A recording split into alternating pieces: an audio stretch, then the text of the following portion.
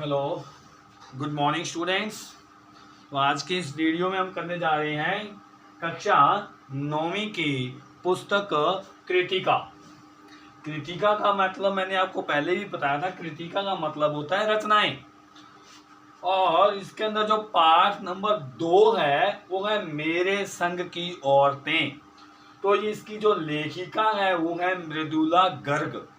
तो उद्देश्य क्या है उनका? ये मेरे संग की औरतें, मतलब इसके पढ़ने से ही हमारे को पता चलता है कि यहाँ आत्म कथा लिखी हुई है लेखिका की। तो वो क्या है, आत्म कथात्मक शैली की जानकारी देते हुए लेखिका का अपने परिवार वालों का विस्तार से वर्णन करना है। मतलब अपने परिवार के बारे में ही बताएगी लेखिका। तो सबसे पहले क्या है, ये हम इसका जो सार है मैं आपको पढ़ के सुना देता हूं, बाकी का आप इसके अंदर से अपनी पुस्तक के अंदर से पढ़ के देखिएगा। जो ये आत्मकथात्मक जो निबंध है, एक कहानी सी है। ये आत्मकथात्मक शैली कौन सी होती है? जिसमें मैं का प्रयोग होता है। अपने निजी अनुभवों, अपने निजी घर परिवार की कहानी बतानी होती है, सच्चाई बतानी होती है इसमें। तो लेखिका ने क्या बताया, देखिए। लेखिका की नानी उसके जन्म से पहले ही इस संसार से चल बसी थी। यानी कि लेखिका ने जन्म लेने से पहले ही नानी मर गई थी। इसलिए लेखिका को उससे कहानी सुनने का अवसर नहीं मिला।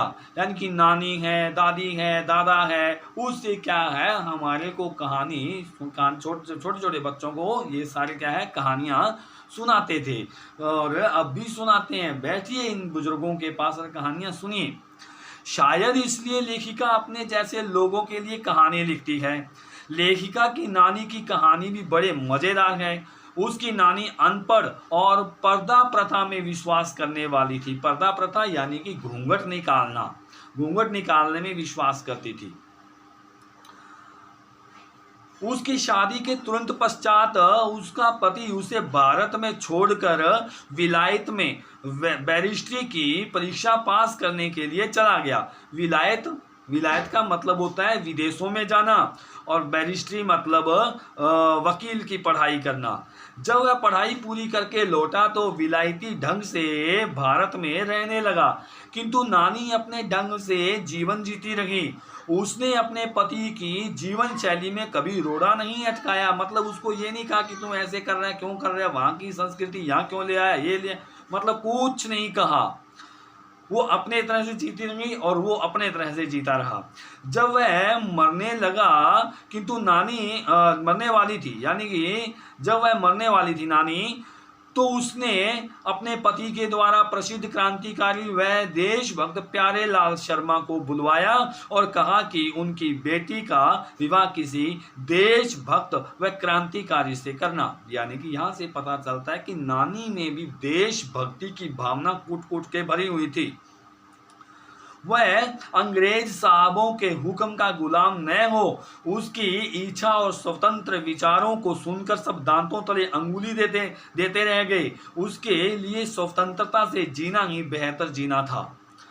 लेखिका की नानी की मृत्यु के पश्चात उसकी मां का विवाह एक ऐसे शिक्षित युवक से हुआ जिसे स्वतंत्रता आंदोलन में भाग लेने के कारण ICS की परीक्षा में नहीं बैठने दिया गया था।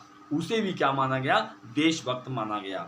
यानी कि एक ऐसा लड़का जो IAS, IPS, ICS की जो परीक्षा पास करना चाहता है, ऐसा इम्तिहान यानी कि परीक्षा देना चाहता है, तो वो जब उसको उस वक्त अंग्रेजों ने रोक दिया था। क्यों रोक दिया था? क्योंकि बड़े जो पदों वाले थे, जो बड़े ऑफिसर, वो ये सोचते थे कि कोई भारतीय बड़ा ऑफिसर ना बन जाए, वो हमारे गुलाम बन के रह जाएं।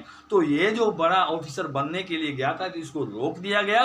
तो वहां क्या है, तो वो भी एक देशभक्ति की भावना में गिना जाने लगा।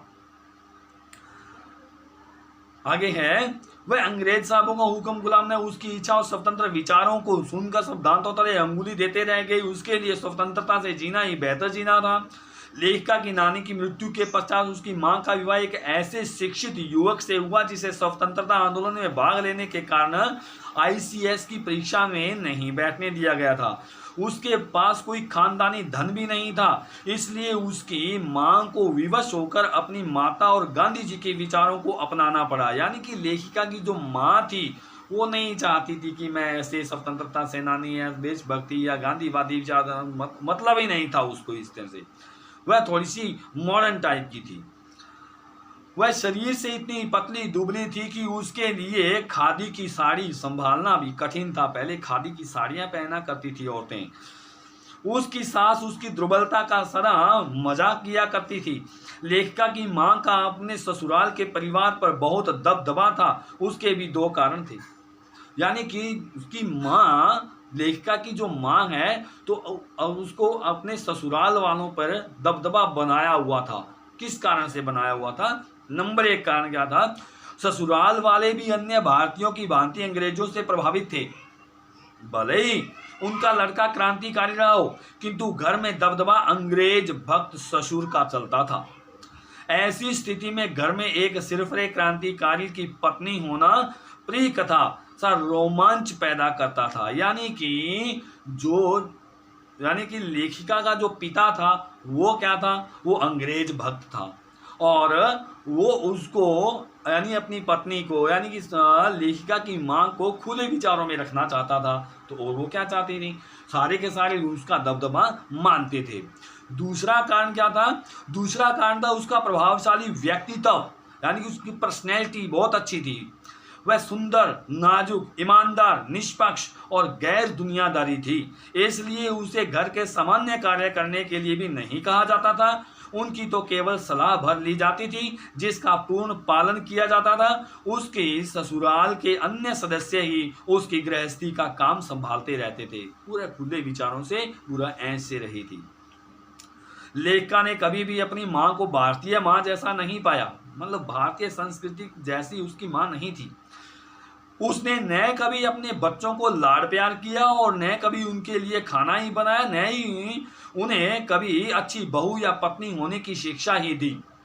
कोई मतलब नहीं था बच्चों को संस्कार देना है या नहीं देना है, कोई मतलब नहीं था। वह घर के कामों में भी रुचि नहीं रखती थी। वह अपना अधिक समय पुस्तकें पढ़ने में बिताती थी। वह संगीत सुनने की भी शौकीन थी, किंतु घर के सदस्य उन्हें कभी कोई ताना नहीं देते थे। उसमें 2 गुण थे। प्रथम, वे कभी झूठ नहीं बोलती थी, इस कारण उसे कोई कुछ नहीं कहता था। दूसरा, वह एक की गोपनीय बात को सुनकर कभी दूसरे के आगे नहीं कहती थी, यानी कि चुगली नहीं करती थी। किसी की सीक्रेट बात को किसी दूसरे के सामने नहीं बताती थी, इसलिए उसका दबदबा था। इसलिए बाहर के लोग भी उनके मित्र बने हुए थे। वे उस पर पूरा भरोसा रखते थे। माँ की भूमिका हमारे पिताजी ने ही निभाई थी, यानी कि माँ की भूमिका, यानी कि पिताजी ने ही बच्चों को लाड प्यार दिया, उनके लिए खाना बनाया, उनके लिए अच्छे संस्कार दिए। माँ ने कुछ नहीं किया। लेखिका की एक परदादी भी थी। उनकी कहानी भी अजीबोगरीब है। उन्हें सदा परंपरा को तोड़ने में ही मजा आता था। क्या बात थी! एक दादी जो क्या थी, परंपराएं बनाती थी, एक परदादी थी, परंपराएं तोड़ती थी। उन्होंने मंदिर में जाकर यह मन्नत मांगी थी कि उनकी बहू का पहला बच्चा लड़की हो। देखिए, पहले वाली औरतें सबसे ज्यादा मंदिर में जाकर पहला बच्चा लड़का हो, ऐसी मन्नतें मांगती थी। लेकिन वो परदादी क्या कहती थी? नहीं, लड़की हो। आगे देखिए, उनकी यह घोषणा सुनकर लोग हैरान रह गए थे कि यह उसने क्या कह दिया। वे अपनी मन्नत दोहराती रही। पूरे गांव के लोगों का विश्वास था कि उसके तार तो सीधे भगवान जी से जुड़े हुए हैं। भगवान जी ने भी उनकी ऐसी सुनी कि एक नहीं 5 लड़कियों ने उनके घर जन्म लिया। ऐसा मतलब लोग भी उसको मानते थे, परदादी को, कि भगवान के साथ इसकी सीधी मुलाकात होती रहती है। भगवान इसकी मानते बहुत हैं। लेखिका की परदादी के विषय में एक और घटना भी उल्लेखनीय है। एक बार घर के सभी मर्द बारात में गए हुए थे। घर की स्त्रियां रत जगह मना रही थी। रत जगह का मतलब रात को जागते हुए गाने बजाना, संगीत वगैरह वगैरह करना। पर दादी शोर से बचने के लिए किसी दूसरे कमरे में जाकर सो गई। तभी एक चोर सेंध लगाकर उनके कमरे में आ गया। कमरे में हलचल होने से परदादी की आंख खुली रह गई। उसने कहा, तुम कौन हो? चोर ने कहा, जी मैं हूँ। परदादी ने कहा, तुम कोई भी हो, मेरे लिए कुएं से एक लोटा पानी का लेकर आओ। अब जो बेचारा चोर था वो हड़बड़ा के रह गया कि कहीं इसने देख तो नहीं लिया है, इसलिए उससे क्या क्या कहता है कि जा पानी लेके आओ मेरे लिए। चोर ने हड़बड़ाहट में कह दिया कि मैं तो चोर हूँ। बुढ़िया ने कहा कि मुझे इससे कुछ नहीं लेना देना। बुढ़िया ने आधा लोटा पानी पीकर चोर से कहा, ले आधा तू पी ले और आधा मैं पी लूँ। चोर द्वारा पानी पी लेने पर उसने कहा, अब हम माँ बेटे हुए, अब तू चोरी कर या खेती कर। चोर बाहर निकलता हुआ हवेली के पहरेदारों द्वारा पकड़ा गया और माफी मांगकर बचा। इसके पश्चात उसने चोरी करना भी छोड़ दिया और खेती करना आरंभ कर दिया। एक चोर को भी सुधार दिया था उन्होंने। 15 अगस्त 1947 को देश को आज़ादी मिली। सब जगह आज़ादी का जश्न मनाया जा रहा था। लेखिका को बुखार था, इसलिए डॉक्टर ने उसे जश्न में शामिल होने को मना किया था। वह मन महसूस कर रह गई। लेखिका और उसकी अन्य चारों बहनें कभी किसी हीन भावना की शिकार नहीं हुई थी। लेखिका के परिवार में सभी बच्चों के दो नाम थे, एक घर का और दूसरा बाहर का। लेखिका का घर का नाम उमा और बाहर का मृदुला गर्ग था। उसकी छोटी बहन का घर का नाम गौरी और बाहर का नाम चित्रा था। इसी प्रकार बड़ी बहन का घर का नाम रानी और बाहर का नाम मंजुल भक्त था। उसकी 2 छोटी बहनों का नाम रेणु और अंचला था और भाई का नाम राजीव था। ये उसका परिवार था बेटा। तो देखिए इसमें क्या है कि अभी पीछे आया है 15 अगस्त को, क्या है 15 अगस्त को जश्न मनाया जा रहा है, सारे जा रहे हैं लेकिन लेखिका नहीं जा रही। लेखिका को यहाँ से क्या हुआ था, यहाँ से लिखना और पढ़ने का एक रुचि, इंटरेस्ट जाग गया था। कैसे जाग गया था, तो रोती रोती ये पीछे रह गई थी और इसके पापा ने क्या कहा, ये लो एक उपन्यास पढ़ो, यानी कि नॉवल दे दिया था पढ़ने के लिए। और वो नॉवल का एक एक पेज पढ़ती गई और वो सारा का सारा नॉवल उसके मन में रमता गया। इसके बाद उसने अनेकों नॉवल पढ़ डाले और अनेकों नॉवल पढ़ने के साथ साथ खुद अपना भी उन्होंने कुछ ना कुछ लिख डाला। तो इस प्रकार की लेखिका का जन्म भी हो गया। आगे देखिए, राजीव अचला अंग्रेजी में लिखती थी और भाई राजीव हिंदी में। रेणु का स्वभाव तो अत्यंत विचित्र था। वह गाड़ी में बैठने से इनकार कर देती और कहती कि थोड़े से ही रास्ते के लिए गाड़ी में बैठना सामंतशाही का प्रतीक है। वो कहती थी कि गाड़ी में नहीं बैठना, पैदल चलना है, पैदल चलने से हमारा शरीर स्वस्थ और चुस्त रहता है। गाड़ी में बैठेंगे तो हम एक रईस जादे बन जाएंगे। इसलिए वह पैदल ही घर पहुंचती, भले ही वह पसीने से तरबतर हो जाती। एक बार उसने जनरल थिमैया को पत्र लिखकर उसका चित्र मंगवाया था। उससे पूरे मोहल्ले में उसकी चर्चा हुई थी। वह तो बीए की परीक्षा देना भी उचित नहीं समझती। जब कोई उसे इत्र भेंट करता तो तपाक से कहती, नहीं चाहिए, मैं तो नहाती हूँ। इत्र का मतलब सेंट, परफ्यूम वगैरह वगैरह, कोई मतलब नहीं था। देखिए इस तरह के ही स्टूडेंट होते हैं, आगे जाके महान बनते हैं। और आजकल के जो स्टूडेंट होते हैं वो ना जाने बॉडी पर क्या क्या लगाते हैं, बालों में पता नहीं क्या क्या लगाते हैं, जल्दी बुढ़ापा आ जाता है उनको। इसलिए हमें क्या करना चाहिए, प्रकृति के साथ रहना चाहिए, प्राकृतिक चीज़ें खानी और पहननी और ओढ़नी चाहिए। तीसरे नंबर की चित्रा भी अजीब है। वह स्वयं न पढ़कर दूसरों को पढ़ाने में व्यस्त रहती। उसके अपने अंक कम आते और उसके शिष्यों के अधिक, यानी उसके जो स्टूडेंट होते थे उसके ज़्यादा अंक आते, उसके कम आते थे। जब शादी करने का समय आया तो उसने एक ही नज़र में लड़के को देखकर ऐलान कर दिया कि वह विवाह करेगी तो इसी से, और अंत में उसी लड़के से उसका विवाह भी हो गया था। अचला सबसे छोटी बहन है। उसने पहले एमए अर्थशास्त्र में किया, अर्थशास्त्र यानी कि इकोनॉमिक्स में। फिर पत्रकारिता में दाखिला लिया और पिता की पसंद के लड़के से विवाह किया। उसे भी 30 वर्ष की आयु के पश्चात लिखने का रोग लग गया। यानी कि लिखने का रोग का मतलब लिखने बैठोगे ना तो आप भी क्या है, लिखने से कभी उबोगे नहीं, मजा आएगा लिखने में। सभी बहनों ने वैवाहिक जीवन का निर्वाह भली भांति किया। विवाह के पश्चात लेखिका बिहार के एक छोटे से कस्बे डालमिया नगर में रही। वहां की औरतों के साथ उसने कई नाटक किए। फिर वह कर्नाटक के छोटे कस्बे बागलकोट में रही। वहां उसने कैथोलिक बिशप से प्राइमरी स्कूल खोलने की सिफारिश की, किंतु अस्वीकृत हो गई, मतलब इनकार कर दिया गया। फिर लेखिका ने वहां अपने प्रयास से प्राइमरी स्कूल खोल दिया। रेणु लेखिका की अपेक्षा कहीं अधिक जिद्दी और बहादुरी थी।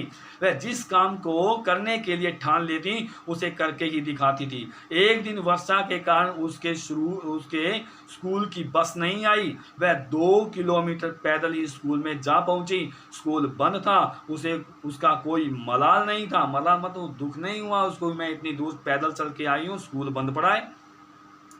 उसका मानना था कि अकेलापन का मजा ही कुछ और होता है। अकेलेपन में रहिए, अकेलेपन में रहोगे तो आपके मन में अच्छे अच्छे थॉट आएंगे और कुछ ना कुछ करते रहिए, क्योंकि खाली मन शैतान का भी घर होता है। जिद्दी बनिए, लेकिन ऐसे जिद्दी नहीं कि पापा से या मम्मी से हमने मोबाइल मंगवाना है और वो मोबाइल लेके ही छोड़ना है, गलत बात है। आप जिद कीजिए कि मैंने एक बुक इतने दिन में पढ़ देनी है, तो वो पढ़ देनी है, इस तरह की जिद कीजिए। बाकी इसके लेसन को आप पढ़िए और इसके क्वेश्चन बना के मैं भेज दूंगा। धन्यवाद।